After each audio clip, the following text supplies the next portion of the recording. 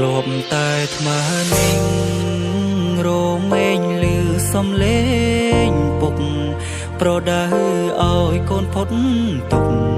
រៀបត្រីស្ងាត់ក្រោមភ្លើងចង្គីម៉ែធ្លាប់បំពេឲ្យកូនកេងពេលរីត្រីតែពេលនេះឃ្លាតលោកថ្លៃនឹកនាងមានកូនទាំងពីរគ្រួសារយើងក្រតស៊ូបែកញើជោប្រានសឹងតែគ្មានពេលសម្រានយើងជោប្រានក្រោមគំដៅថ្ងៃព្រឹកឡើងកាលណាលឺសំឡេងកក្របីប្រៀបបាននឹងសូរតន្ត្រីក្តីសុំនៅតាមស្រុងស្រែទួងយើងនាងក្រពុកតែងតែព្រៀនប្រដៅដាច់ខាតមិនឲ្យដៃឆៅកូនមិនត្រូវលួចឆក់ប្លន់គេធ្វើជាមនុស្សល្អពឹងផ្អែកកម្លាំងញើឈាមសុញច្រិតទៅក្រុមចំហ៊ានស្ដាប់បនដាំពុកណាកូ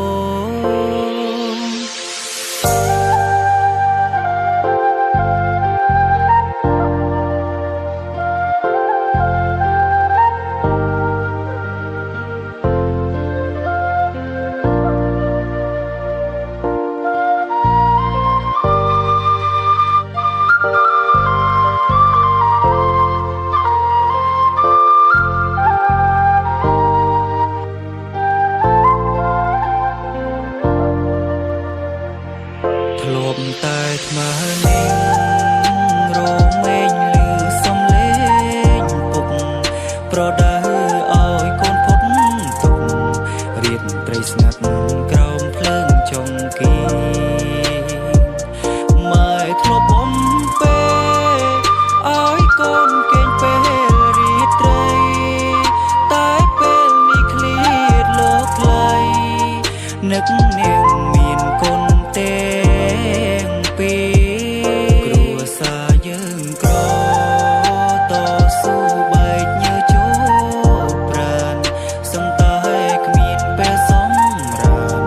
យើងជោប្រានក្រោមគំដៅថ្ងៃព្រឹកឡើងកាលណាលឺសំឡេងកក្របី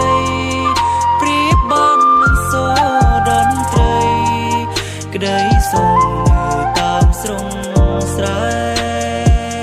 ទួងយើងនាងក្រ